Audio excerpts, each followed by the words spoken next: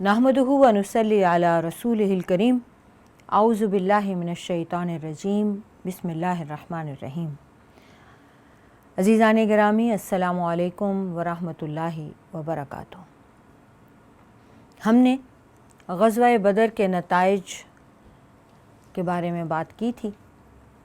अब वही नताइज और जंग उहद के असबाब आज हम उस पर बात करेंगे।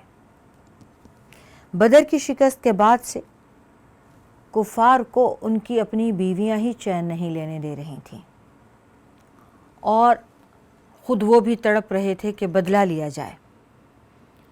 उन्होंने जब अपनों की मैयतें ख़ुद कुएं में फेंकी और कुछ छोड़कर भाग गए तो उन्होंने मैयतों पर ये कसम खाते हुए भागे, अपनी मैयतों से मुखातिब होकर, कि हम तुम्हारी जान का बदला लेंगे, अगर हम ज़िंदा रहे तो हम इन्हें छोड़ेंगे नहीं। मातम और नोहा न करने की कसम उठा ली ताकि गुस्सा ठंडा ना हो।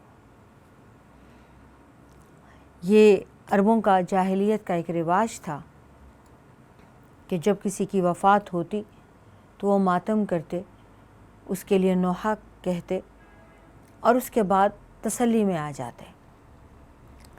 अब इन्होंने ये अहद किया कि हम मरने वालों की ये आखिरी रसूमात हैं कि मातम करके ये तय कर लिया जाए, ये मान लिया जाए कि हाँ, ये गम आया और अल्लाह ताला के पास उनकी अपनों की जानें वापस चली गई।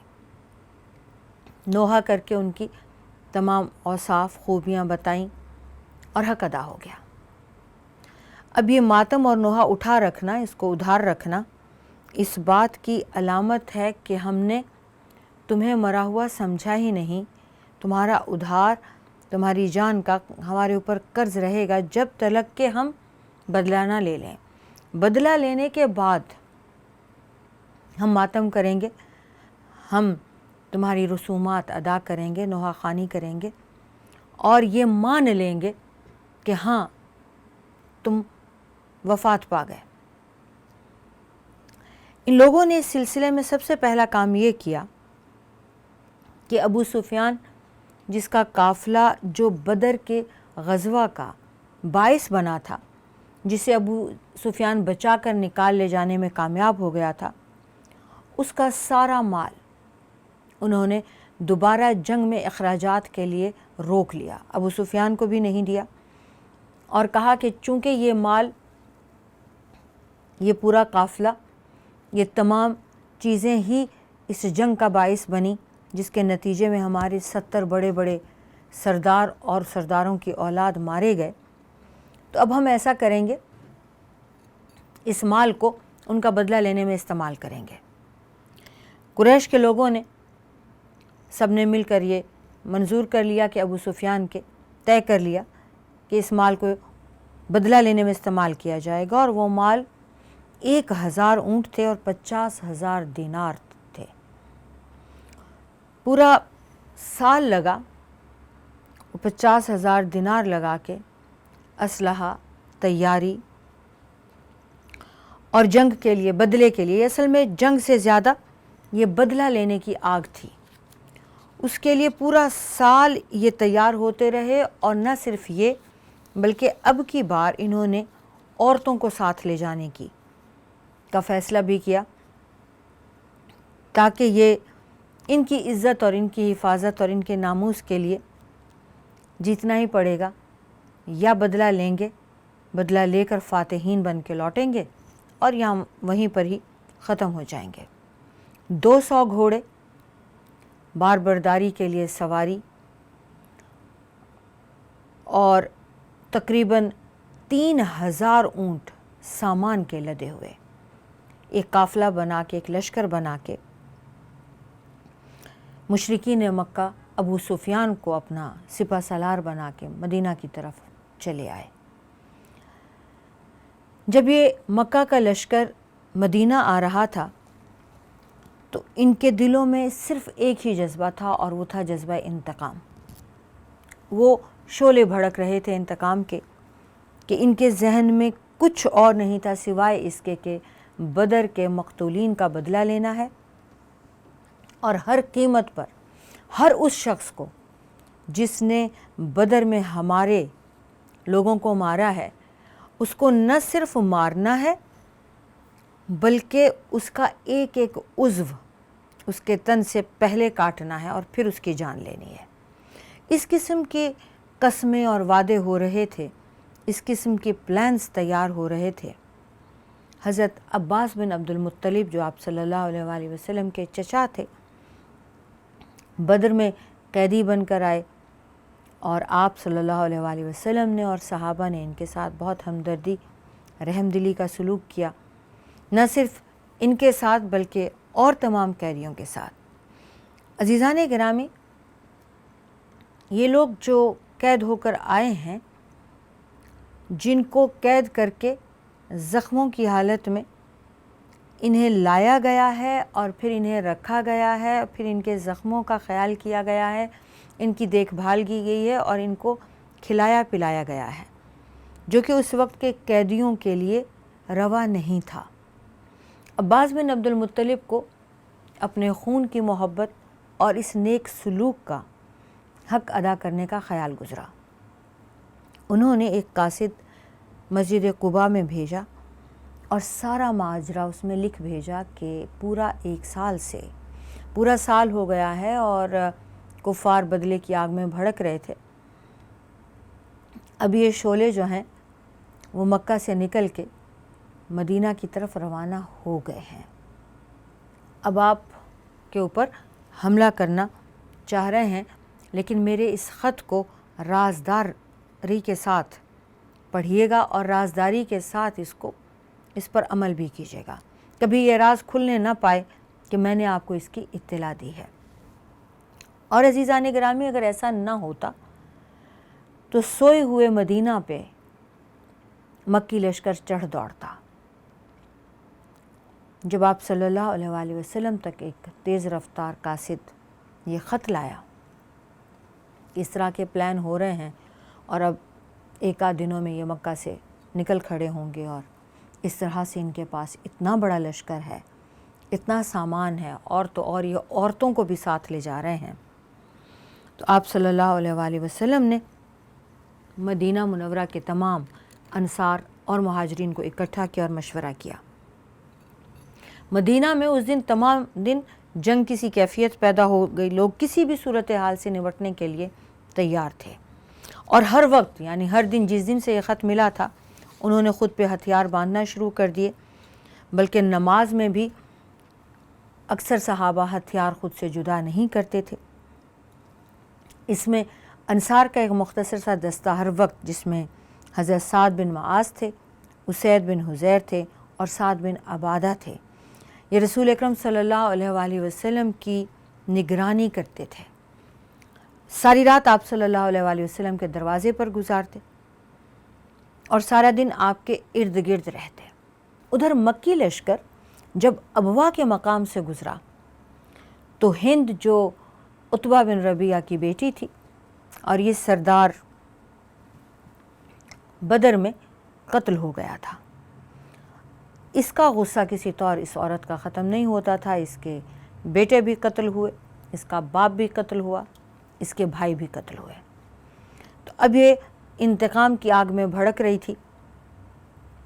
اس کا باپ اور اس کے بھائی سیدنا حمزہ بن عبد المطلب کے ہاتھوں قتل ہوئے تھے، تو اس نے مشورہ دیا کہ یہ ابوا میں رسول پاک صلی اللہ علیہ وآلہ وسلم کی والدہ کی قبر ہے۔ اہل مکہ جو آپ صلی اللہ علیہ وآلہ وسلم کے ساتھ ابوا کا وہ مقام دیکھ چکے تھے، کچھ لوگوں نے تصدیق کی کہ ہاں یہاں پہ رسول پاک صلی اللہ علیہ وآلہ وسلم کی والدہ ماجدہ کی قبر مبارک ہے، تو کہنے لگی اشارہ کر کے یہ قبر ہے، اس کو اکھیڑتے ہیں، اسے بے حرمتی کرتے ہیں، اپنا بدلہ میں یہاں سے شروع کرتی ہوں۔ قریش کے سرداروں نے کہا ابو سفیان کی بیوی، جو اس وقت ابو سفیان سپہ سالار بھی تھا اس لشکر کا، کہ بیوی تم ان حرکتوں سے باز آؤ، یہ ایک نیا فساد نہ شروع کر دو नया काम ना शुरू कर दो, तुमने अगर ये किया, अभी हम बदर का बदला ले रहे हैं, फिर ये नया काम शुरू हो जाएगा, ये रहने दो। वो औरत किसी तौरबाज नहीं आ रही थी, लेकिन अबू सुफियान ने भी उसे तसल्ली कराई और कुरैश के सरदारों ने भी कि हम बदला लेने ही तो जा रहे हैं, और जो कत्ल करने वाले हैं वो मदीना में हैं, उन्हीं से बदला लेते हैं। ये तुम यहाँ नया काम शुरू कर रही हो और उन लोगों को शामिल कर रही हो जो इसमें शामिल नहीं थे, और अगर हमने ये काम शुरू किया तो फिर वो भी हमारे बड़ों की इसी तरह कब्रें उखेड़ेंगे। जुम्मा 6 शव्वाल 3 हिजरी ये लश्कर मदीना के शुमाल में ओहद के करीब आकर उतर गया। इधर मदीना मुनव्वरा में आप सल्लल्लाहु अलैहि वसल्लम और आपकी मजलिस शूरा भी गाफिल नहीं थे। आप सल्लल्लाहु अलैहि वसल्लम ने एक ख्वाब देखा और फरमाया कि मैंने ये ख्वाब देखा कि कुछ गायें ज़िबा की जा रही हैं और मैंने देखा कि मेरी तलवार के सिरे पर कुछ टूट गया है, और ये भी देखा कि मैंने अपना हाथ एक महफूज ज़िरा में दाखिल किया है। तो सहाबा ने दरियाफ़्त किया, या रसूल अल्लाह, क्योंकि आपकी आदत शरीफ़ा थी कि आप सबसे पूछते थे कि आपने कोई ख्वाब देखा, तो सहाबा ख्वाब बताते और आप ख़ुद उसकी ताबीर अता फ़रमाते थे।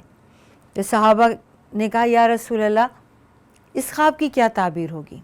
आपने ये ख्वाब ख़ुद शेयर किया सब सहाबा से, तो आपने ताबीर ये बताई कि कुछ सहाबा कत्ल हो जाएंगे।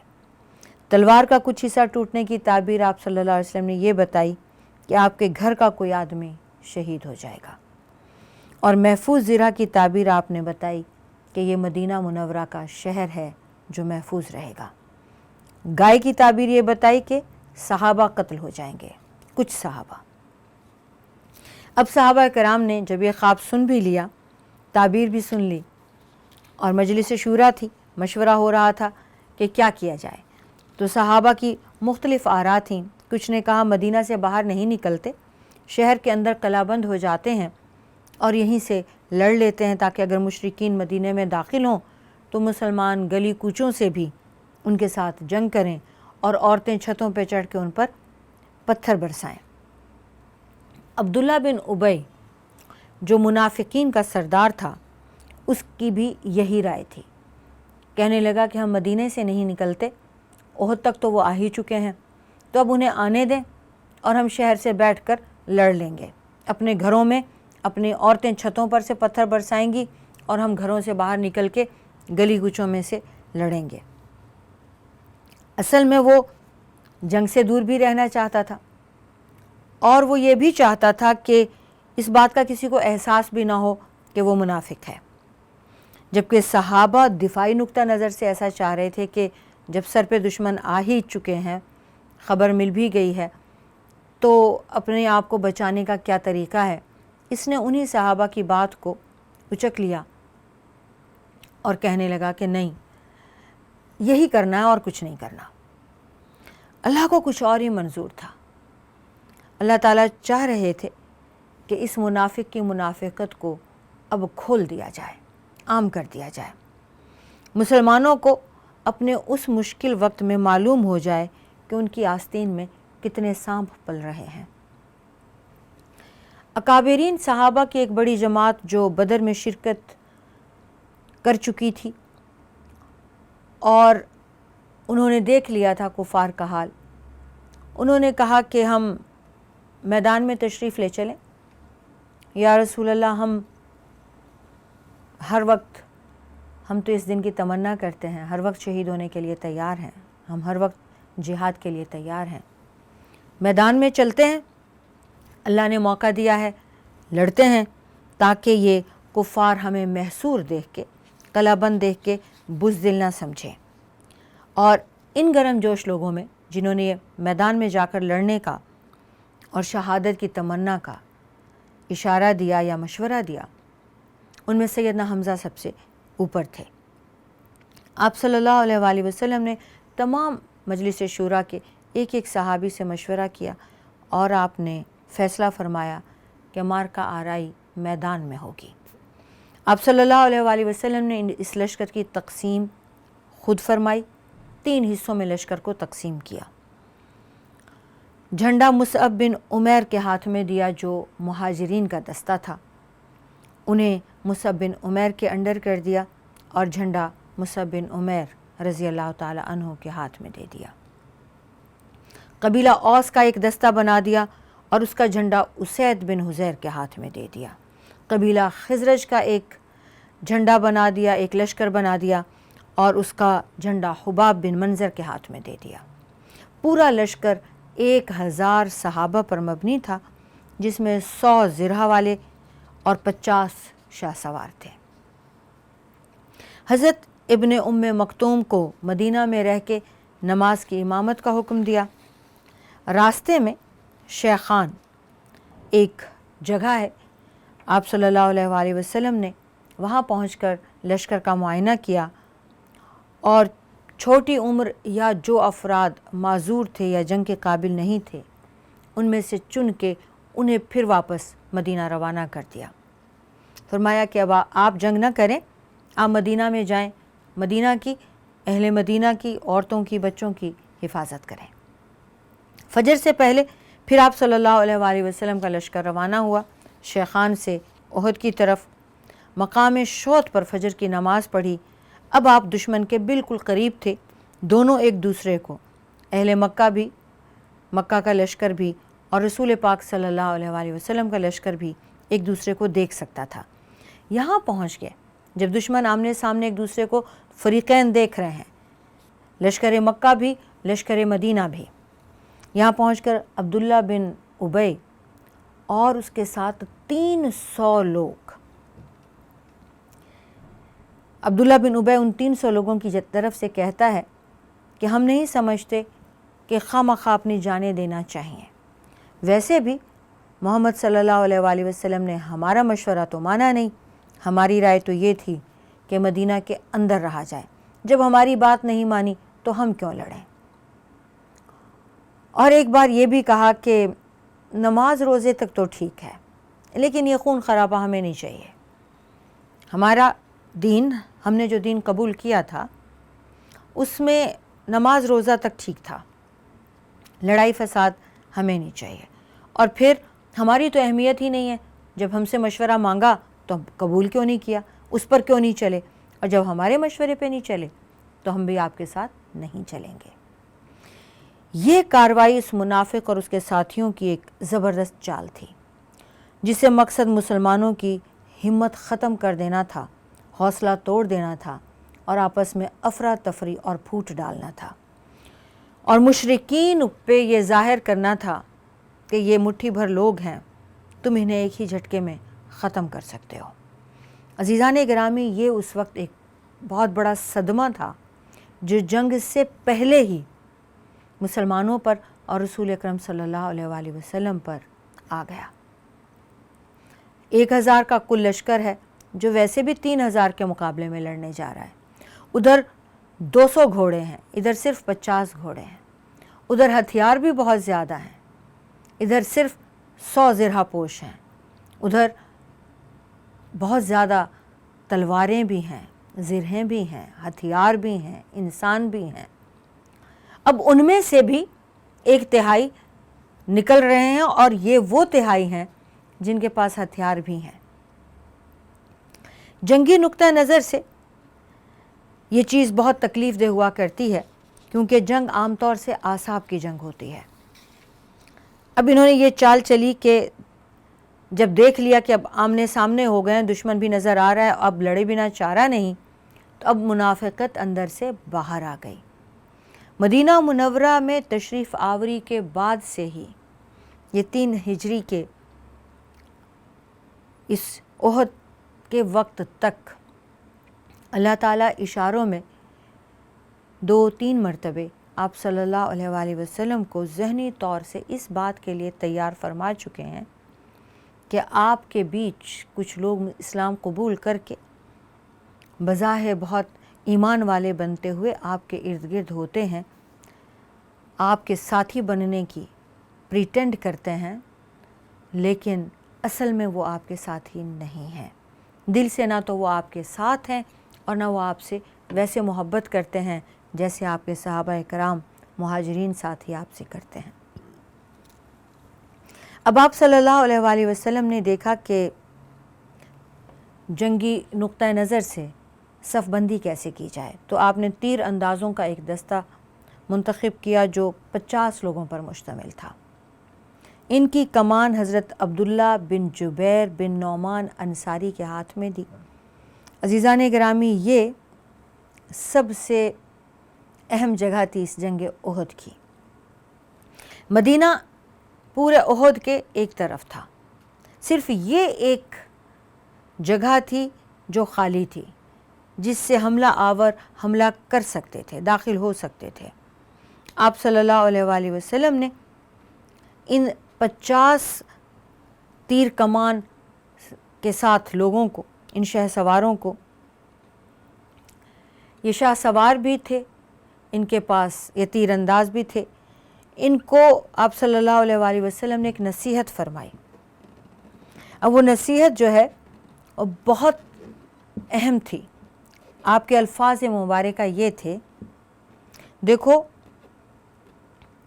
تم یہ جو اس طرف سے دشمن کے شاہ سوار آئیں گے، کیونکہ کوئی دشمن پیدل اس طرف سے آ ہی نہیں سکتا تھا، وہ ایک اونچی پہاڑی ہے، تو شاہ سوار ہی آ سکتے ہیں، گھوڑے والے ہی آ سکتے ہیں۔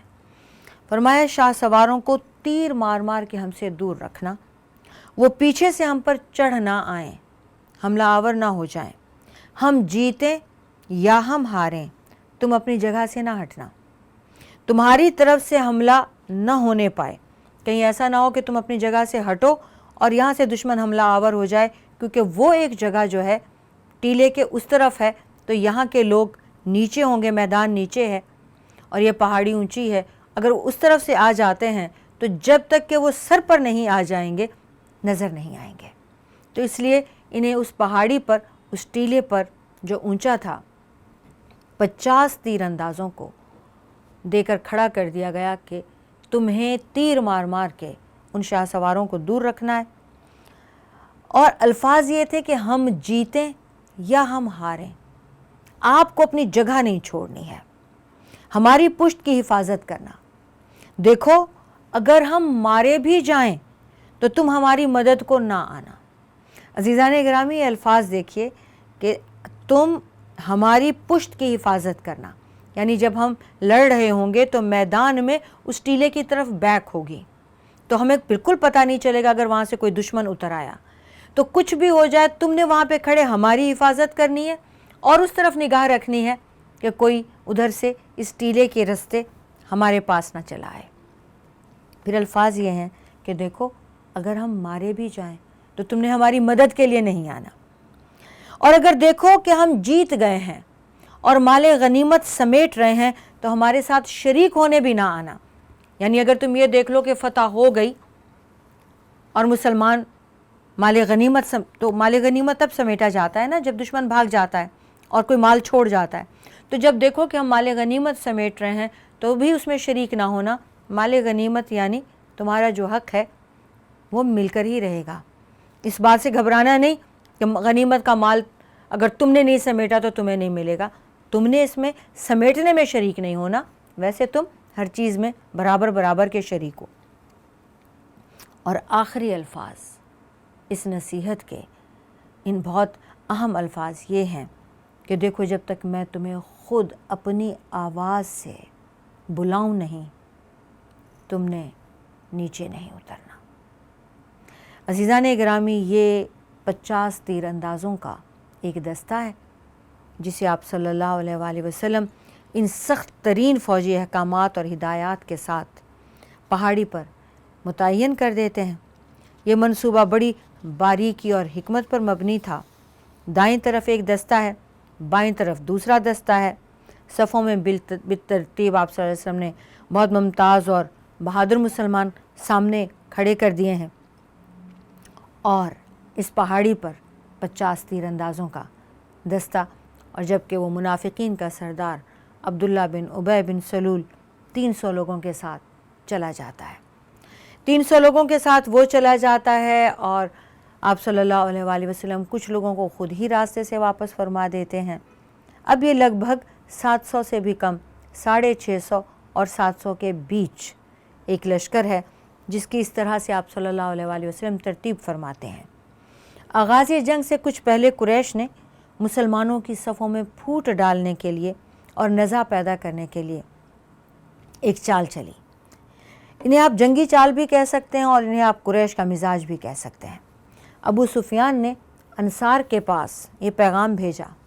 اب اوس اور خزرج کے دو قبیلے ہیں جنہیں آپ صلی اللہ علیہ وسلم نے پورا دستہ بنا دیا ہے، اب ان کے پاس پیغام آتا ہے۔ عزیزان گرامی، یہیں سے کنٹینیو کریں گے۔ وآخر دعوانا ان الحمدللہ رب العالمین۔ السلام علیکم ورحمۃ اللہ وبرکاتہ۔